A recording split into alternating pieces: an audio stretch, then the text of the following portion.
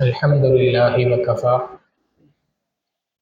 وسلام على عباده الذين اصطفى أما بعد فأعوذ بالله من الشيطان الرجيم بسم الله الرحمن الرحيم ويطعمون الطعام على حبه مسكينا ويتيما وأسيرا سبحان ربك رب العزة عما يصفون وسلام على المرسلين والحمد لله رب العالمين اللهم صل على سيدنا محمد وعلى آل سيدنا محمد وبارك وسلم اللهم صل على سيدنا محمد وعلى آل سيدنا محمد وبارك وسلم اللهم صل على سيدنا محمد وعلى آل سيدنا محمد وبارك وسلم۔ نبی علیہ الصلوۃ والسلام سراپا رحمت ہیں۔ اللہ کے حبیب صلی اللہ علیہ وسلم کی رحمت کی انتہا یہ ہے کہ نبی علیہ الصلوۃ والسلام کی ذات اقدس بھی انسانوں کے لیے رحمت ہے۔ اللہ کے حبیب صلی اللہ علیہ وسلم کا تذکرہ بھی ایمان والوں کے لیے رحمت ہے۔ نبی علیہ الصلوۃ والسلام کے نسبتوں کا تذکرہ بھی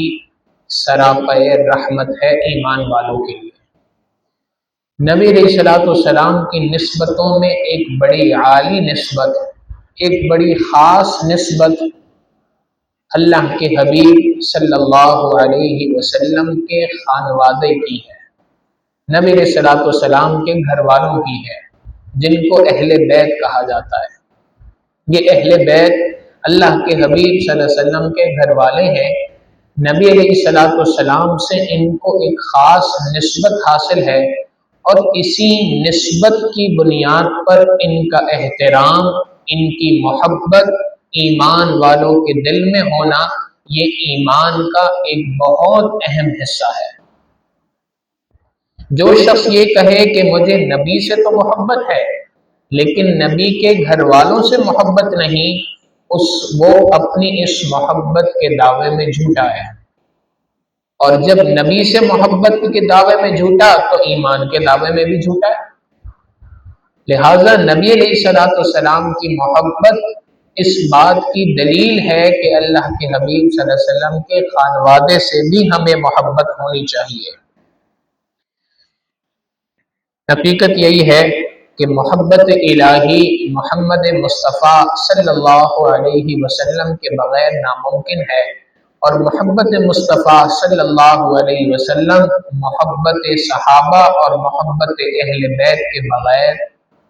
کامل نہیں ہے، ناتمام ہے۔ ہمارے اس سلسلہ عالیہ نقشبندیہ کی نسبتوں میں سے ایک بڑی نسبت یہ ہے کہ یہ سلسلہ اوپر جا کر حضرت امام جعفر صادق رحمۃ اللہ علیہ سے ملتا ہے، جو اللہ کے حبیب صلی اللہ علیہ وسلم کے خانوادے کے ایک چشم چراغ ہیں۔ لہٰذا اسی بنیاد پر ہمارا اہل بیت کے ساتھ محبت ہر ایمان والے کا ہے، لیکن اس سلسلے سے تعلق رکھنے والے لوگوں کا نبی علیہ الصلوۃ والسلام کی اس خانوادے سے محبت یہ عام لوگوں کے مقابلے میں زیادہ اس کے متقاضی ہے۔ عام دستور یہ ہے کہ دنیا کے اندر نسل باپ سے چلا کرتی ہے۔ اللہ رب العزت نے اپنے محبوب صلی اللہ علیہ وسلم کو جہاں دیگر خصوصیات عطا فرمائیں، ان خصوصیات میں سے ایک خصوصیت یہ بھی ہے کہ اللہ رب العزت نے اپنے محبوب صلی اللہ علیہ وسلم کی نسبت کو، اپنے محبوب صلی اللہ علیہ وسلم کی نسل کو، اللہ اپنے محبوب صلی اللہ علیہ وسلم کے نسب کو بنیادی طور پہ بیٹی سے چلایا۔ اور نبی علیہ الصلوۃ والسلام کی 4 بیٹیاں ہیں، حضرت سیدنا فاطمہ الزہرا رضی اللہ تعالی عنہ، حضرت ام کلثوم رضی اللہ تعالی عنہ، حضرت رقیہ رضی اللہ تعالی عنہ، حضرت زینب رضی اللہ تعالی عنہ۔ یہ 4 نبی علیہ الصلوۃ والسلام کی بیٹیاں ہیں، اللہ رب العزت نے ان میں سے حضرت فاطمہ الزہرا رضی اللہ تعالیٰ عنہ کو نبی علیہ السلام کی اس نسل کو آگے چلانے کے لیے چنا۔ زہرا ان کا لقب ہے، نام فاطمہ ہے اور لقب زہرا ہے۔ زہرا کہتے ہیں ایسے پھول کو جس کی خوشبو آگے پھیلتی ہے۔ تو گویا نبی علیہ السلام کی جو نسبت ہے، نسبت نبوی کا جو پھول تھا، اس پھول کو آگے دنیا میں پھیلانے کے لیے، اس پھول کی خوشبو دنیا میں آگے پھیلانے کے لیے اللہ رب العزت نے نبی علیہ السلام کی ان پیاری چہیتی بیٹی حضرت فاطمہ الزہرا رضی اللہ تعالیٰ عنہ کو چنا۔ اسی بنیاد پہ ان کا لقب زہرا پڑا۔ یہ حضرت فاطمہ الزہرا رضی اللہ تعالیٰ عنہ، اللہ رب العزت نے انہیں حضرت علی رضی اللہ تعالیٰ عنہ کے ساتھ نکاح کے بدلے میں 3 بیٹے عطا فرمائے۔ حضرت حسن رضی اللہ تعالیٰ عنہ، حضرت حسین رضی اللہ تعالیٰ عنہ اور حضرت محسن رضی اللہ تعالیٰ عنہ۔ حضرت محسن کی بچپن میں وفات ہو گئی تھی۔ یہ 2 بیٹے ایسے ہیں حضرت حسنین کریمین رضی اللہ تعالیٰ عنہ، جن سے نبی علیہ السلام کی نسل اور اللہ کے حبیب صلی اللہ علیہ وسلم کا نسب آگے بڑھا۔ نبی علیہ السلام نے حضرت سیدنا حسین رضی اللہ تعالیٰ عنہ، حضرت حسن رضی اللہ تعالیٰ عنہ، ان دونوں حضرات کو بڑی محبت کے ساتھ بچپن کے اندر پالا ہے۔ نبی علیہ السلام نے ارشاد فرمایا، حسین منی وانا من الحسین، حسین منی وانا من الحسین، حسین مجھ سے ہیں اور میں حسین سے ہوں۔ کیا مطلب ہے اس بات کا؟ مطلب اس بات کا یہ ہے کہ اللہ رب العزت نے مجھے اپنے اس پیارے نواسے سے یہ نسبت عطا فرمائی ہے کہ جو مجھ سے محبت کرتا ہے وہ حقیقاً حضرت حسین رضی اللہ تعالیٰ عنہ سے محبت کرتا ہے، اور جو حضرت حسین رضی اللہ تعالیٰ عنہ سے محبت کرتا ہے وہی حقیقتاً مجھ سے بھی محبت کرتا ہے۔ جو میری اتباع کرتا ہے حقیقتاً وہ حضرت حسین کی اتباع کرتا ہے، اور جو حضرت حسین کی اتباع کرتا ہے حقیقتاً وہ میری اتباع کرنے والا ہے۔ نبی علیہ السلام کا ان حضرات کے ساتھ محبت کا یہ عالم تھا کہ اللہ کے حبیب صلی اللہ علیہ وسلم ان دونوں حضرات سے اتنی محبت فرماتے تھے کہ روایات میں آتا ہے اللہ کے حبیب صلی اللہ علیہ وسلم خطبہ دے رہے ہیں، اور خطبے کے دوران نبی علیہ السلام نے جیسے ہی ان دونوں شہزادوں کو دیکھا کہ یہ اپنے گھروں سے نکلے، مسجد کے اندر داخل ہوئے اور نبی علیہ السلام کو دیکھ کر منبر کی جانب دوڑ رہے ہیں۔ چھوٹے بچے ہیں، اور جب آگے بڑھ رہے ہیں اور دوڑ رہے ہیں تو بچہ گرتا بھی ہے، وہ لجتا بھی ہے، پھر کھڑا ہوتا ہے، پھر آگے بھاگتا ہے۔ اسی حالت میں دونوں بچے آگے بڑھے۔ نبی علیہ السلام نے اپنے خطبے کو ترک کیا، درمیان میں موقوف فرمایا، منبر سے اترے اور نبی علیہ السلام نے ان دونوں کو اپنے باہوں میں، اپنی گود میں اٹھا لیا، اور اللہ کے حبیب صلی اللہ علیہ وسلم نے اس حالت میں بقیہ خطبہ دیا۔ یہ پیغام تھا کہ اللہ کے حبیب صلی اللہ علیہ وسلم کو حضرات حسنین کریمین رضی اللہ تعالیٰ عنہما سے کتنی محبت ہے۔ حضرت یعلا ابن مرہ رضی اللہ تعالیٰ عنہ روایت فرماتے ہیں کہ میں نے نبی علیہ السلام کو دیکھا، اللہ کے حبیب صلی اللہ علیہ وسلم نماز کی حالت کے اندر ہیں، سجدے کے اندر نبی علیہ السلام تشریف لے گئے، اور حضرت حسین رضی اللہ تعالیٰ عنہ تشریف لائے اور پیچھے سے آ کر کندھے پر سوار ہو گئے۔ نبی علیہ السلام نے اپنا سجدہ لمبا کر دیا، جب تک کہ یہ شہزادے نیچے نہیں اترے نبی علیہ السلام نے سجدے سے اپنا سر نہیں اٹھایا۔ پھر فرماتے ہیں کہ جب نبی علیہ السلام نے سلام پھیرا تو اللہ کے حبیب صلی اللہ علیہ وسلم نے سلام پھیرنے کے بعد دعا مانگی، اللہم انی احبہ، اے اللہ میں اس سے حسین سے محبت کرتا ہوں، فاحبہ، اے اللہ آپ بھی حسین سے محبت فرما دیجئے، واحب من یحبہ، اور اے اللہ جو حسین سے محبت کرے آپ اس سے محبت فرما دیجئے۔ نبی علیہ الصلوۃ والسلام ایک مرتبہ گھر سے باہر نکلے، حضرت حسین رضی اللہ تعالیٰ عنہ کندھے پر سوار تھے، اور نبی علیہ الصلوۃ والسلام ان کو کندھے پر لے کر اپنے گھر سے باہر نکلے تو ایک صحابی نے دیکھا تو انہوں نے بڑی تعجب خیز نگاہ سے، بڑی حسرت کی نگاہ سے دیکھا، اور حضرت حسین رضی اللہ تعالیٰ عنہ کو خطاب کر کے فرمایا کہ حسین، کیا خوبصورت تیری سواری ہے، کیا خوبصورت سواری ہے تیرے پاس۔ تو نبی علیہ الصلوۃ والسلام نے فرمایا کہ تم سواری کی خوبصورتی کی بات کرتے ہو، سواری تو خوبصورت ہے ہی صحیح، یہ دیکھو سوار کتنا خوبصورت ہے۔ تو نبی علیہ الصلوۃ والسلام اس طریقے سے ان حضرات سے محبت فرماتے تھے۔ اللہ کے حبیب صلی اللہ علیہ وسلم کا جب وصال ہوا تو حضرت حسین رضی اللہ تعالیٰ عنہ کی عمر 7.5 سال تھی۔ گویا نبی علیہ الصلوۃ والسلام کی زندگی کے اندر ان کا بچپن گزرا، دور فاروقی آیا، حضرت سیدنا دور صدیقی آیا، حضرت سیدنا ابوبکر صدیق رضی اللہ تعالیٰ عنہ کی 2.5 سال خلافت رہی، اور اس دور میں بھی ظاہر ہے بچپن اور لڑکپن کے درمیان کی عمر تھی، 7.5 سال سے لے کے 10 سال تک کی عمر۔ سیدنا ابوبکر صدیق رضی اللہ تعالیٰ عنہ ان دونوں حضرات سے، دونوں میں 1 سال کا فرق تھا، ان دونوں حضرات سے بڑی محبت فرمایا کرتے تھے، اپنے پاس بلا کے بٹھایا کرتے تھے، اور جب کبھی راستے میں جاتے اور یہ نظر آ جاتے وہاں رکتے، ان کے ساتھ محبت کا معاملہ محبت کرتے، ان کے ساتھ گود میں اٹھاتے، بوسہ دیتے، اور بڑا احترام کا معاملہ فرمایا کرتے تھے۔ کیوں؟ اس لیے کہ ان کی نسبت نبی علیہ الصلوۃ والسلام سے ہے۔ یہاں رک کر ایک بات بطور سالک ہمیں سمجھنا بڑا ضروری ہے، اور وہ یہ ہے کہ اللہ کے حبیب صلی اللہ علیہ وسلم کی نسبت کا احترام یہ حضرات صحابہ اکرام رضوان اللہ علیہ مجمعین بڑا کیا کرتے تھے۔ یہ نسبت کا احترام ہمارے اس سلسلے کی بنیاد ہے، تصوف کی بنیاد ہے۔ جتنی نسبتیں دین سے متعلق ہمیں ملتی ہیں، ان تمام نسبتوں کا احترام کرنا، ان نسبتوں کی عزت کرنا، یہ بنیادی طور پر دین کی بنیادی تعلیمات میں سے ایک تعلیم ہے، اور اللہ رب العزت اس کے ذریعے سے انسان کو روحانی خوب ترقی نصیب فرماتے ہیں۔ روایات کے اندر آتا ہے، بلکہ اس سے پہلے کی ایک روایت، حضرت سیدنا حسین رضی اللہ تعالیٰ عنہ کی جو ولادت ہے وہ 5 شعبان المعظم کو ہوئی ہے۔ 5 شعبان المعظم 2 ہجری کو حضرت حسین رضی اللہ تعالیٰ عنہ کی ولادت ہوئی، اور ولادت سے پہلے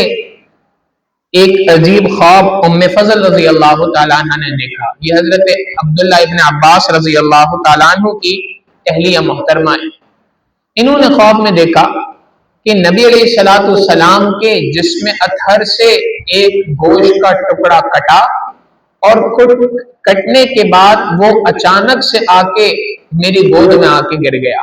تو بظاہر یہ خواب کوئی اچھا معلوم نہیں ہوا، پریشانی ہو گئی، اور نبی علیہ الصلوۃ والسلام کے پاس آئیں اور اللہ کے حبیب صلی اللہ علیہ وسلم کو یہ خواب سنایا۔ نبی علیہ الصلوۃ والسلام نے فرمایا، غم نہ کرو، یہ خواب پریشانی کا نہیں ہے، بلکہ یہ خواب تو ایک بشارت ہے۔ اللہ کے حبیب صلی اللہ علیہ وسلم، یہ کیسی بشارت ہے؟ نبی علیہ الصلوۃ والسلام نے فرمایا، اس خواب کی تعبیر یہ ہے کہ فاطمہ کے ہاں بیٹا ہوگا جس کی پرورش اللہ رب العزت نے تمہارے ذمہ رکھ دی ہے۔ فاطمہ کے ہاں بیٹا ہوگا۔ فاطمہ کے بارے میں نبی علیہ الصلوۃ والسلام نے خود فرمایا، فاطمہ تو بضعۃ منی، فاطمہ تو میرے جگر کا ٹکڑا ہے۔ تو چونکہ نبی علیہ الصلوۃ والسلام کی نسبت حاصل تھی، اسی لیے خواب کے اندر یہ دیکھا کہ اللہ کے حبیب صلی اللہ علیہ وسلم کے جسم اطہر سے گوشت کا ٹکڑا نکلا، اور ام فضل رضی اللہ تعالیٰ عنہ کی گود میں گرنے کی تعبیر یہ تھی کہ اس کی پرورش اللہ رب العزت حضرت ام فضل رضی اللہ تعالیٰ عنہ کو عطا فرمائیں گے۔ چنانچہ جیسے ہی نبی علیہ الصلوۃ والسلام کو حضرت حسین رضی اللہ تعالیٰ عنہ کی ولادت کی اطلاع ملی، اللہ کے حبیب صلی اللہ علیہ وسلم تشریف لائے۔ نبی علیہ الصلوۃ والسلام نے بطور تہنیک اپنا لعاب حضرت حسین رضی اللہ تعالیٰ عنہ کے منہ میں ڈالا، اور اللہ کے حبیب صلی اللہ علیہ وسلم نے دائیں کان میں اذان دی اور بائیں کان میں اقامت کی۔ وہ حضرت حسین رضی اللہ تعالیٰ عنہ کو یہ شرف حاصل ہے کہ ان کے جسم کے اندر سب سے پہلی غذا وہ نبوت کا لعاب گیا، ان کے کانوں میں سب سے پہلی آواز وہ نبوت کی آواز تھی، وہ توحید کی آواز تھی، اور توحید کا پیغام بزبان نبوت ان کے کانوں تک پہنچا۔ جب دور صدیقی آیا تو حضرت سیدنا صدیق اکبر رضی اللہ تعالیٰ عنہ، ایک روایت کے اندر آتا ہے، مصنف ابن ابی شیبہ کی روایت ہے کہ حضرت سیدنا ابوبکر صدیق رضی اللہ تعالیٰ عنہ اپنے گھر سے باہر نکلے اور راستے میں تھے کہ انہوں نے دیکھا کہ حضرت سیدنا علی رضی اللہ تعالیٰ عنہ ان دونوں حضرات حسنین کریمین رضی اللہ تعالیٰ عنہما ان دونوں کو لے کر باہر نکلے ہیں، اور یہ دونوں حضرات مٹی سے کھیل رہے ہیں جیسے بچے کھیلتے ہیں۔ تو سیدنا ابوبکر صدیق رضی اللہ تعالیٰ عنہ کے ساتھ اپنے بھی بچے تھے، انہوں نے ان بچوں کو پیچھے چھوڑا، آگے بڑھے اور ان دونوں حضرات کو بوسہ دیا اور ان کو اپنے کندھے پر سوار کیا، اور حضرت علی رضی اللہ تعالیٰ عنہ سے فرمایا، اے علی، اللہ کی قسم یہ دونوں تم سے شباہت نہیں رکھتے۔ علی، اللہ کی قسم حسن سر سے لے کے پیٹ تک نبی علیہ الصلوۃ والسلام کے مشابہ ہیں، اور حسین پیٹ سے لے کے پاؤں تک نبی علیہ الصلوۃ والسلام کے مشابہ ہیں۔ اور اس کے بعد فرمایا، علی، حقیقت یہی ہے جس ذات کے قبضے میں میری جان ہے، اللہ کی قسم میں، میری آل اولاد سب کی سب ان دو شہزادوں پہ فدا ہوں۔ 10 سال کی عمر کے اندر صدیق اکبر رضی اللہ تعالیٰ عنہ کی وفات ہوئی، اور حضرت سیدنا عمر ابن خطاب رضی اللہ تعالیٰ عنہ کا دور خلافت شروع ہوا۔ عمر ابن خطاب رضی اللہ تعالیٰ عنہ کی بھی ان دونوں حضرات سے بڑی محبت تھی۔ محبت کی دلیل کے طور پہ 2 واقعات آپ کے سامنے عرض کرتا ہوں۔ ایک واقعہ تو یہ کہ جب نبی علیہ الصلوۃ والسلام کی بشارت کے مطابق اسلام کی فتوحات ہونا عمر فاروق رضی اللہ تعالیٰ عنہ کے دور میں شروع ہو گئی، اور یہ پھیلتی گئی سلطنت اسلامیہ، تو اس سلطنت اسلامیہ کے پھیلنے کے ساتھ بہت سارا مال مسلمانوں کے پاس آتا گیا، اور وہ مال جہاں جس علاقے کو فتح کرتے وہاں کا مال غنیمت اکٹھا ہوتا اور وہ بیت المال کے اندر جمع ہو جاتا۔ عمر فاروق رضی اللہ تعالیٰ عنہ نے بعض صحابہ کو اپنے مشیر بنایا تھا، تو ان مشیروں کو اکٹھا کیا اور اکٹھا کر کے ان سے مشورہ کیا کہ بھئی یہ جو مال سارا کا سارا ہمارے پاس جمع ہو رہا ہے، یہ سارا کا سارا مال ہمارے پاس اکٹھا ہوا، یہ ہمیشہ رہنے کے لیے نہیں ہے، بلکہ اس کے لیے ہے کہ ہم اس کو ضرورت مندوں میں تقسیم کریں۔ تو جن لوگوں نے اسلام کی خاطر جتنی زیادہ قربانیاں دی ہیں، حقیقت یہ ہے کہ ان کا اس کے اوپر اتنا زیادہ حق ہے۔ لہٰذا ہم وظیفہ مقرر کرتے ہیں اور کیٹیگرائزیشن کرتے ہیں۔ سب سے پہلے ان حضرات کا حصہ آتا ہے کہ جو مہاجرین ہیں، جنہوں نے ہجرت کی ہے، پھر ان کا حصہ آئے گا جو انصار ہیں، اور ان کے اندر بھی مہاجر اور انصار میں بھی وہ لوگ جو بدر کے اندر شریک ہوئے تھے وہ سب سے زیادہ عالی ہیں، ان کی نسبت زیادہ ہے، ان کی فضیلت زیادہ ہے۔ تو بدری حضرات کا سب سے پہلے وظیفہ مقرر کیا جائے، سب سے اعلیٰ وظیفہ ان کا۔ پھر اس کے بعد وہ حضرات جنہوں نے احد کے میدان میں شرکت کی تھی ان کا وظیفہ مقرر کیا جائے۔ پھر وہ حضرات کے جنہوں نے خندق کی جنگ کے اندر حصہ لیا تھا، اس جہاد میں شریک ہوئے تھے، ان کا حصہ مقرر کیا جائے۔ اور آخر کے اندر وہ افراد کہ جو فتح مکہ کے اندر شریک تھے ان کا حصہ مقرر کیا جائے۔ تو یوں کیٹیگرائزیشن انہوں نے کی، اس کے مطابق سب حضرات کے وظیفے مقرر ہوئے۔ پھر عمر فاروق رضی اللہ تعالیٰ عنہ نے صحابہ سے پوچھا کہ بھئی آپ یہ بتائیں، سب کے تو ہو گئے، یہ بتائیں حضرات حسنین کریمین رضی اللہ تعالیٰ عنہ کا جو وظیفہ ہے وہ کیا مقرر کیا جائے؟ لوگوں نے کہا امیر المؤمنین یہ تو ہماری سمجھ سے باہر ہے، نہ یہ بدر میں شریک تھے، نہ احد میں شریک تھے، نہ خندق میں شریک تھے، یہ حضرات تو اس وقت میں بہت چھوٹے تھے۔ 2 ہجری کے اندر یعنی غزوہ بدر کے موقع پہ تو حضرت حسین رضی اللہ تعالیٰ عنہ کی پیدائش ہے، تو امیر المؤمنین ہمیں تو سمجھ نہیں آ رہا۔ عمر ابن خطاب رضی اللہ تعالیٰ عنہ نے فرمایا اگرچہ یہ بدر میں شریک نہ تھے، اگرچہ یہ احد میں شریک نہ تھے، اگرچہ یہ خندق میں شریک نہ تھے، لیکن ان کے نانا کی وجہ سے ہی تو ہماری ساری نسبتیں ہیں، ان کے نانا کی وجہ سے ہی تو ہمیں دین ملا، ورنہ عمر کہاں ہوتا۔ حقیقت یہی ہے کہ اس نانا کی نسبت کی بنیاد پر میں ان کا وہ وظیفہ مقرر کروں گا جو وظیفہ بدری صحابہ کا میں نے مقرر کیا۔ یہ محبت تھی حضرت حسنین کریمین رضی اللہ تعالیٰ عنہ سے حضرت سیدنا عمر بن خطاب رضی اللہ تعالیٰ عنہ کو۔ پھر آگے بڑھیے، جب حضرت حسین رضی اللہ تعالیٰ عنہ جوان ہوئے تو اس وقت پر جب نکاح کی باری آئی تو نکاح کے لیے پروپوزل پیش کرنے والے بھی اور ان کا نکاح کرانے والی شخصیت بھی حضرت سیدنا عمر بن خطاب رضی اللہ تعالیٰ عنہ کی۔ غور کریں، آج دنیا کے اندر یہ پروپیگنڈا کیا جاتا ہے، یہ ڈس انفارمیشن پھیلائی جاتی ہے کہ اہل بیت اور صحابہ کے درمیان بڑی لڑائی تھی۔ یہ کیسی لڑائی تھی کہ امیر المؤمنین عمر بن خطاب رضی اللہ تعالیٰ عنہ ان کے لیے وظیفہ مقرر فرما رہے ہیں، امیر المؤمنین عمر ابن خطاب رضی اللہ تعالیٰ عنہ ان حضرات کے لیے رشتے ڈھونڈ رہے ہیں۔ چنانچہ ایک وقت وہ بھی آیا کہ جب یہ فتوحات بڑھتی گئی آگے بڑھی، اور ایک وقت وہ بھی آیا کہ جب جنگ قادسیہ کا واقعہ پیش آیا۔ یہ جنگ قادسیہ جو تھی یہ اہل فارس کی، آج کے زمانے کا ایران جو ہے، اس علاقے کی تھی، اور یہاں کا بادشاہ تھا، اس کا نام تھا بازیدگر۔ یہ بازیدگر بادشاہ جیسے ہی مسلمانوں نے حملہ کیا، اس حملے کے کرنے کی خوف سے وہ وہاں سے بھاگ کھڑا ہوا، اور بادشاہ کے بھاگ جانے کے بعد بقیہ سارے کے سارے سپاہی جو تھے وہ ویسے ہی حوصلہ ہار گئے۔ نتیجہ یہ نکلا کہ اللہ رب العزت نے مسلمانوں کو فتح عطا فرمائی۔ تو جب مسلمان فاتح بن کے محل میں داخل ہوئے تو محل کے اندر اس بازیدگر بادشاہ کی 3 بیٹیاں موجود تھیں۔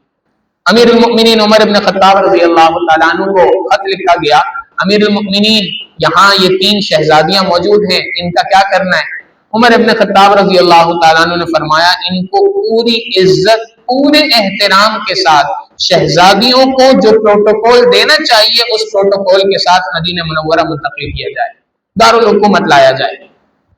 چنانچہ ان تینوں شہزادیوں کو بڑی عزت اور احترام کے ساتھ وہاں سے منتقل کیا گیا اور ان کو مدینہ طیبہ پہنچایا گیا۔ مدینہ طیبہ پہنچانے کے بعد عمر ابن خطاب رضی اللہ تعالیٰ عنہ نے فرمایا کہ ان تینوں کو میرے سامنے پیش کرو، گفتگو کریں ان سے۔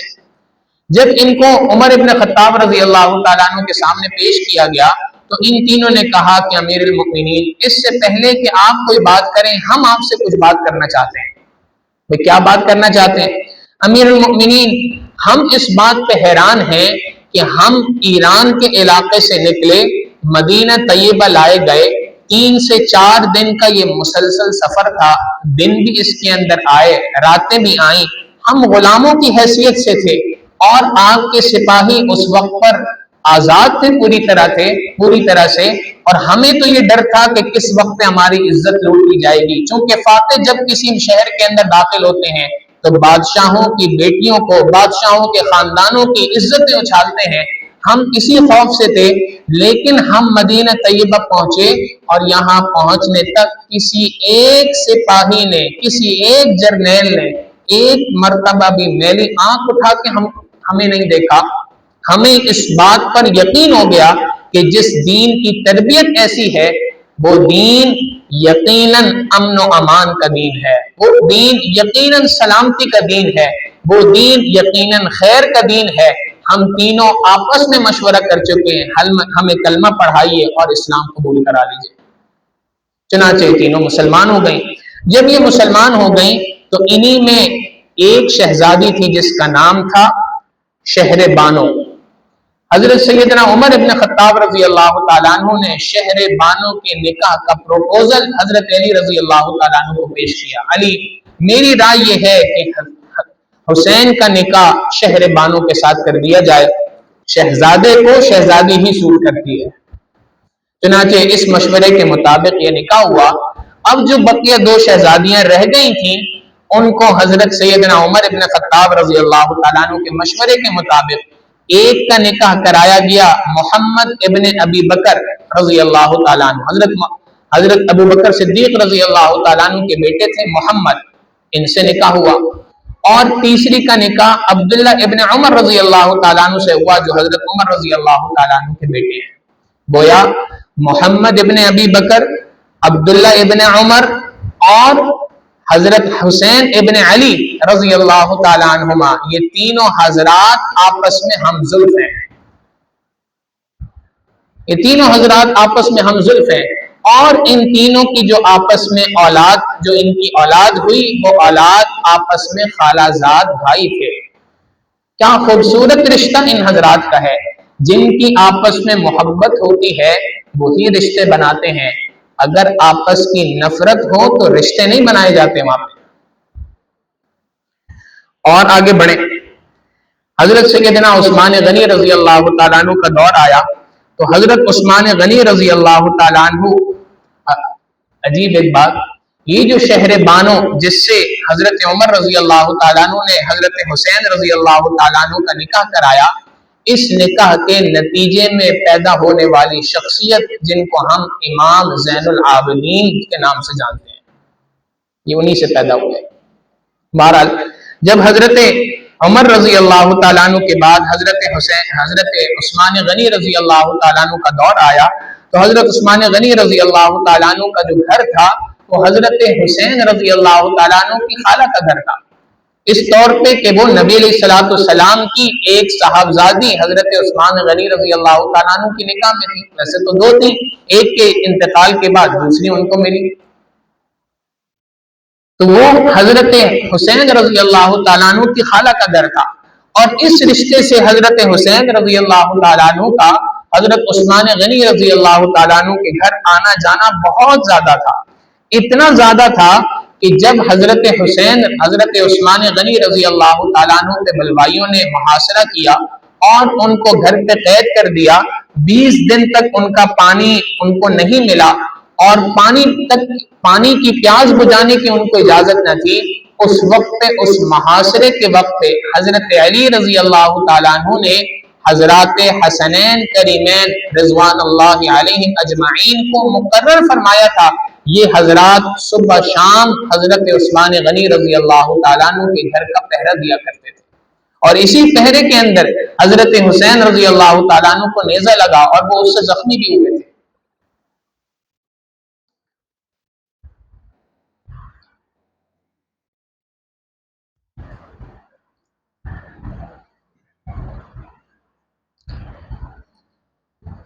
आगे बढ़े, हजरत अली रजी अल्लाह तआला अन्हु का दौर आया। हजरत सैयदना अली रजी अल्लाह तआला अन्हु के दौर में इन दोनों हजरात ने अपने वालिद के साथ जिहाद में भी शिरकत की, अपने वालिद के साथ हुकूमती इंतजामात को चलाने की सलाहियतें भी सीखी और वालिद के साथ मुसलसल मुख्तलिफ कामों के अंदर हाथ बटाते रहे। हजरत अली रजी अल्लाह तआला अन्हु की जब शहादत हुई तो लोगों ने हजरत इमाम हसन रजी अल्लाह तआला अन्हु को अपना लीडर, अपना अमीर मुकर्रर फरमाया और हजरत हसन रजी अल्लाह तआला अन्हु ने वो खिलाफत हजरत सैयदना अमीर मुआविया रजी अल्लाह तआला अन्हु के सुपुर्द करके उनके साथ सुलह कर ली। अब ये जो सुलह हुई ये बुनियादी तौर पे नबी अलैहिस्सलाम की एक बशारत थी, उस बशारत की बुनियाद पे थी। वो बशारत क्या थी? नबी अलैहिस्सलाम ने एक मर्तबा हजरत हसन रजी अल्लाह तआला अन्हु को अपनी गोद में बिठाया हुआ था। नबी अलैहिस्सलाम ने फरमाया, अल्लाह मेरे इस बेटे से एक ऐसा काम लेगा कि उम्मत के दो ग्रोहों के दरमियान इख्तिलाफ होगा और उस इख्तिलाफ के दरमियान सुलह कराने के लिए अल्लाह रब्बुल इज्जत मेरे इस बेटे का इंतखाब फरमाएंगे। और उलमा ने लिखा अजीब बात कि अल्लाह रब्बुल इज्जत ने हजरत हसन रजी अल्लाह तआला अन्हु ने इख्तिलाफ से बचने के लिए, जंग को खत्म करने के लिए और दुनिया के अंदर अमन व अमान कायम करने के लिए क़यादत को छोड़ा। अल्लाह रब्बुल इज्जत ने उन्हें इसका बदला ये अता फरमाया کہ اللہ کے محبوب صلی اللہ علیہ وسلم نے بات ارشاد فرمائی کہ قیامت سے پہلے اللہ رب العزت میری امت میں حسن رضی اللہ تعالیٰ عنہ، حسن کی اولاد کے اندر ایک ایسی شخصیت کو پیدا فرمائیں گے جن کا نام محمد ہوگا، حسن کی اولاد سے ہوں گے، لوگ ان کو مہدی کہیں گے اور وہ دنیا کے اندر اسلام کی خلافت کو قائم فرمائیں گے۔ حسن رضی اللہ تعالیٰ عنہ نے اللہ کی خاطر چھوڑا، اللہ رب العزت نے بدلے کے اندر دنیا میں آخری جو مارکۃ العرا جنگ ہونی ہے اس کی قیادت کے لیے اور اس وقت کی خلافت کے لیے ان کی نسل میں ایک شخص کو چن لیا۔ بہرحال حضرت حسن رضی اللہ تعالیٰ عنہ نے یہ خلافت سیدنا امیر معاویہ رضی اللہ تعالیٰ عنہ کے سپرد کی۔ حضرت علی رضی اللہ تعالیٰ عنہ اپنے دور خلافت کے اندر اپنا دارالحکومت مدینہ سے منتقل کر کے کوفہ منتقل ہو چکے تھے۔ حضرت حسن رضی اللہ تعالیٰ عنہ نے خلافت حضرت امیر معاویہ رضی اللہ تعالیٰ عنہ کے ساتھ صلح کر کے سپرد کی، اور اس کے بعد یہ دونوں بھائی کوفہ سے نکلے ہیں اور مدینہ طیبہ آ گئے۔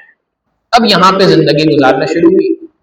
یہاں تک کہ حضرت امیر معاویہ رضی اللہ تعالیٰ عنہ کا دور خلافت مکمل ہوا۔ ان کے بعد جب یزید تخت پہ بیٹھا تو اس وقت کے اوپر کوفیوں نے وہاں سے حضرت حسین رضی اللہ تعالیٰ عنہ کو بڑے خط لکھے۔ امیر معاویہ رضی اللہ تعالیٰ عنہ کے دور خلافت کے اندر ہی حضرت حسن رضی اللہ تعالیٰ عنہ کا انتقال ہو چکا تھا، مدینہ طیبہ میں ان کی تدفین ہو چکی تھی۔ حضرت حسین رضی اللہ تعالیٰ عنہ کے پاس کوفیوں نے بڑے خط لکھے، آپ یہاں پہ آ جائیں، ہماری اصلاح کریں، اور ہماری اصلاح کے لیے آپ سے بہتر کوئی شخصیت نہیں، ہمیں آپ کی بڑی ضرورت ہے، اور اس طرح کے بڑے خطوط انہوں نے لکھے۔ روایات میں آتا ہے حضرت حسین رضی اللہ تعالیٰ عنہ کے پاس صرف کوفہ شہر سے 18,000 خطوط آئے۔ شروع کے اندر وہ صحابہ سے مشورہ کرتے رہے، تابعین سے مشورہ کرتے رہے، یہ تینوں خالہ زاد بھائی آپس میں بیٹھ کے مشورہ کرتے رہے، محمد ابن ابی بکر، عبداللہ ابن عمر اور حسین ابن علی رضی اللہ تعالیٰ عنہ۔ اور ان حضرات نے منع کیا کہ حضرت آپ وہاں نہیں جائیں۔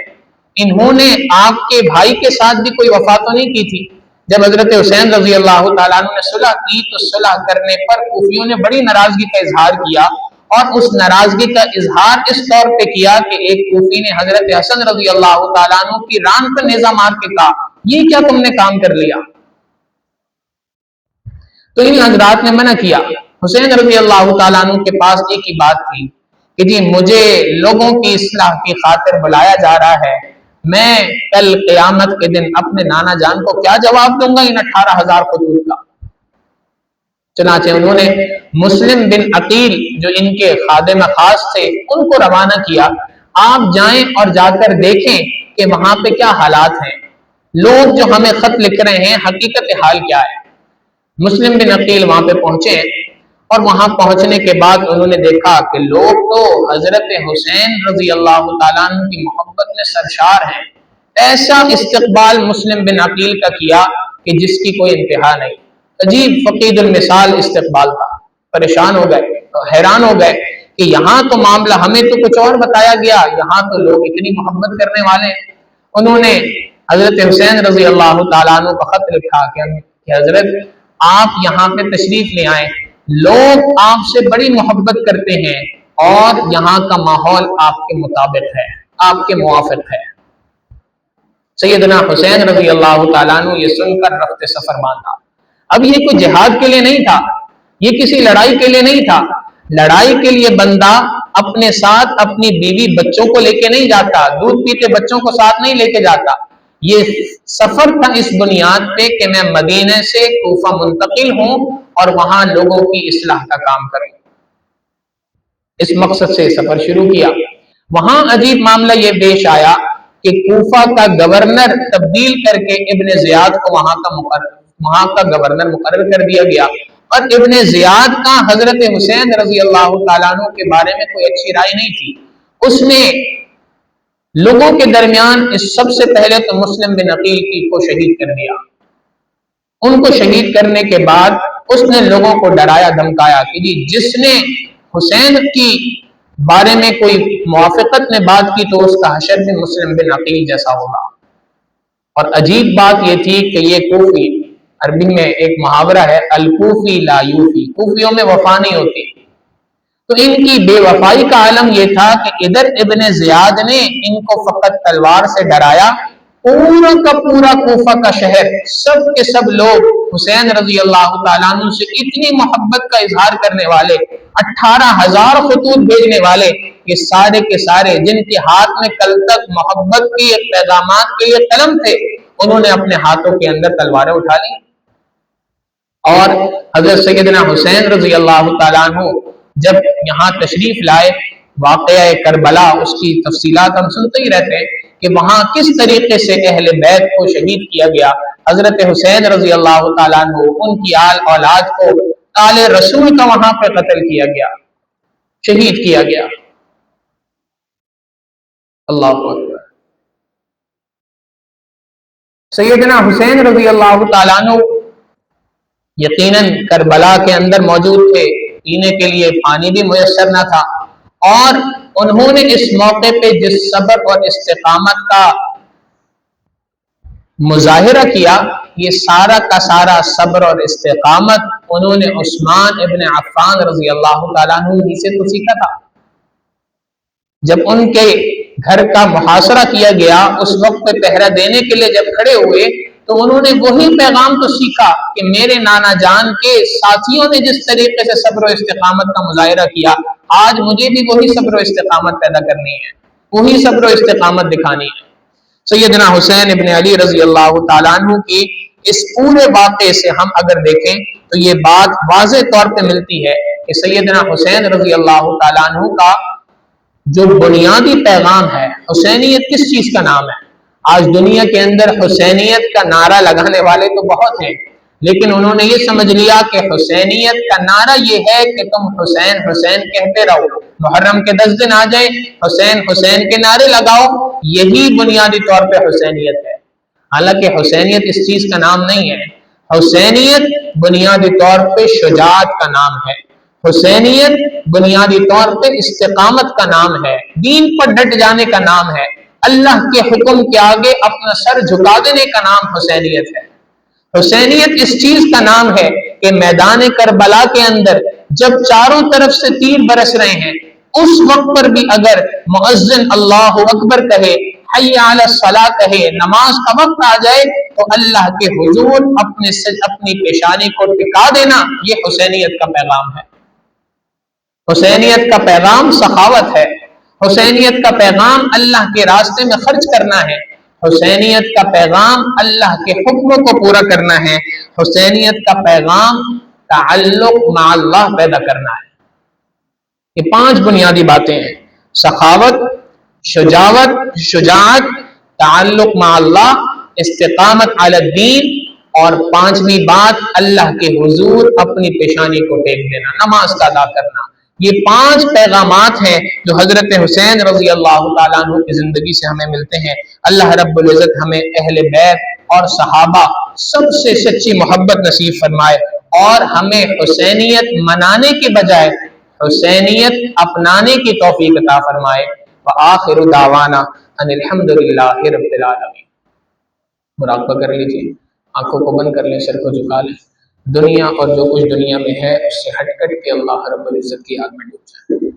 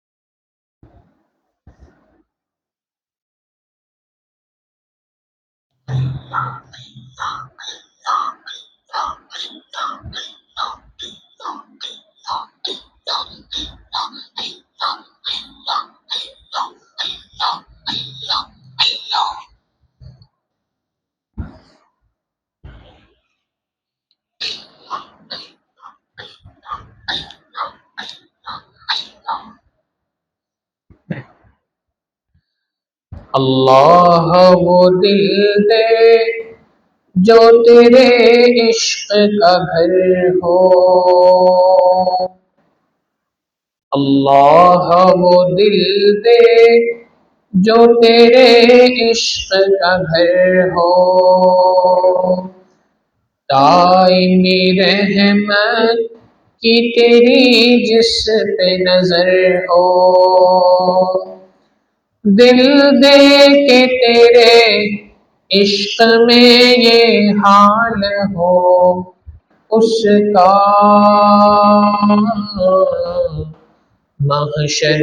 کا اگر شور بھی ہو تو نہ خبر ہو، دل دے کے تیرے عشق میں یہ حال ہو، اس کا محشر کا اگر شور بھی ہو تو نہ خبر ہو۔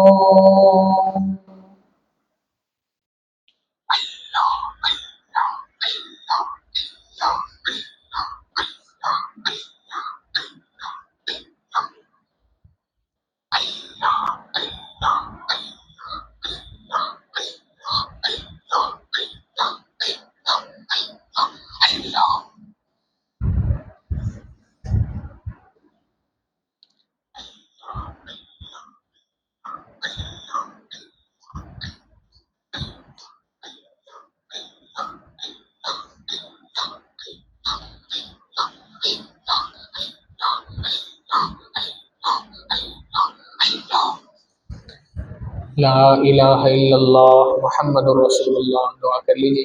سبحان ربی العلی الوہاب، اللہم صلی علی سیدنا محمد وعلی آل سیدنا محمد وبارک وسلم۔